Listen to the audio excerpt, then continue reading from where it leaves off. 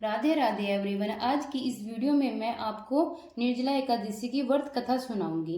निर्जला एकादशी की कथा सुनने के लिए हम एक लोटा जल ले लेंगे। अपने सीधे हाथ में फूल या तिल लेकर निर्जला एकादशी की कथा सुनेंगे। तो चलिए कथा शुरू करते हैं।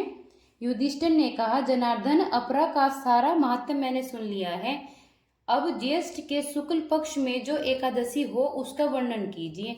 भगवान श्री कृष्ण बोले, राजन, इसका वर्णन परम धर्मात्मा सत्यवती ननंदन व्यास जी करेंगे, क्योंकि ये संपूर्ण शास्त्रों के तत्वर्ग और वेदांगों के प्रांगत विद्वान हैं। वेद व्यास जी कहने लगे, दोनों ही पक्षों की एकादशियों को भोजन न करें। द्वादशी को स्नान आदि से पवित्र हो, फूलों से भगवान केशव की पूजा करके नित्य कर्म समाप्त होने के पश्चात पहले ब्राह्मणों को भोजन देकर अंत में शव भोजन करें। राजन, जनजाना शौच और मरना शौच में भी एकादशी को भोजन नहीं करना चाहिए। यह सुनकर भीमसेन बोले, हे पितामह, भ्राता युधिष्ठिर, माता कुंती, द्रौपदी, अर्जुन, नकुल और सहदेव आदि एकादशी को दान व व्रत करते हैं और मुझसे एकादशी के दिन अन्न खाने को मना करते हैं। मैं उनसे कहता हूँ कि मैं भूखा नहीं रह सकता। व्यास जी बोले, भीमसेन, यदि तुम नरक को बुरा और स्वर्ग को अच्छा समझते हो तो प्रत्येक माह की दोनों एकादशियों को अन्न न खाया करो। भीमसेन बोले, पितामह, मैं आपसे पहले भी कह चुका हूँ कि मैं एक दिन एक समय भी भोजन किए बिना नहीं रह सकता। फिर मेरे लिए पूरे दिन का उपवास करना कठिन है। यदि मैं प्रयत्न करूं तो एक व्रत अवश्य कर सकता हूं। अतः आप मुझे कोई एक व्रत बताइए जिससे मुझे स्वर्ग की प्राप्ति हो। व्यास जी बोले, भीमसेन, कृष्ण और मिथुन संक्रांति के मध्य में ज्येष्ठ माह की शुक्ल पक्ष की एकादशी होती है, उसका निर्जला व्रत करना चाहिए। इस एकादशी के व्रत में स्नान और आचमन में जल वर्जित नहीं है। इस दिन भोजन करने से व्रत नष्ट हो जाता है। यदि सूर्योदय से सूर्यास्त तक मनुष्य जलपान न करे तो उसे बराबर एकादशी के फल की प्राप्ति होती है। द्वादशी के दिन सूर्योदय से पहले ही उठना चाहिए और स्नान करके ब्राह्मण को यथा योगदान देना चाहिए। इसके पश्चात भूखे ब्राह्मण को भोजन कराना चाहिए। तत्पश्चात शव भोजन करना चाहिए। इसका फल संपूर्ण एकादशी के फल के बराबर है। भीमसेन, शव भगवान ने मुझसे कहा था कि इस एकादशी का पुण्य समस्त तीर्थों और दोनों के पुण्य के बराबर है। एक दिन निर्जल रहने से मनुष्य सब पापों से मुक्त हो जाता है और मनुष्य निर्जल एकादशी का व्रत करते हैं। मनुष्य मृत्यु के समय भयानक यमदूत नहीं दिखते हैं।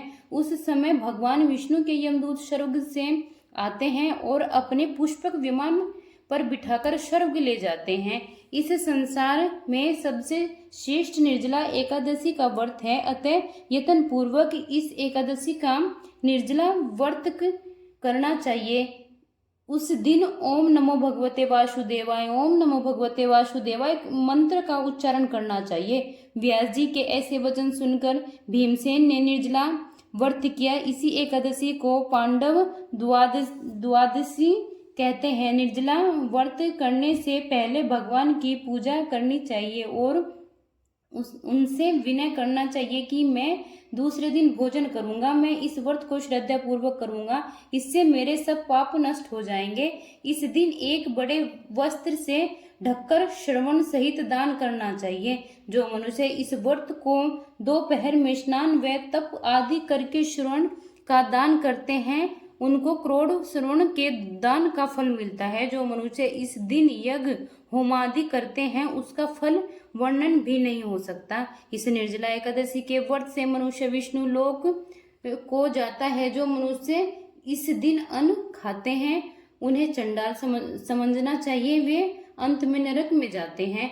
ब्रह्मा हत्यारे, मदपान करने वाले, चोरी करने वाले, गुरु से द्वेष करने वाले, असत्य बोलने वाले इस व्रत को करने से स्वर्ग को जाते हैं। हे कुंती पुत्र, जो पुरुष या स्त्री इस व्रत को श्रद्धा पूर्वक करते हैं, उनका निम्नलिखित कर्तव्य है। उन्हें सर्वप्रथम विष्णु भगवान की पूजा करनी चाहिए। तत्पश्चात गौ का दान करना चाहिए। उस दिन ब्राह्मणों को दक्षिणा, मिष्ठान आदि देना चाहिए। निर्जला के दिन अन्न, वस्त्र, छत्र, उपनहा आदि का दान करना चाहिए। जो मनुष्य इस कथा को प्रेम पूर्वक सुनते हैं वे पढ़ते हैं, उनको स्वर्ग की प्राप्ति होती है। भक्ति को चाहिए कि वह कथा सार है वह इसका सुन लो।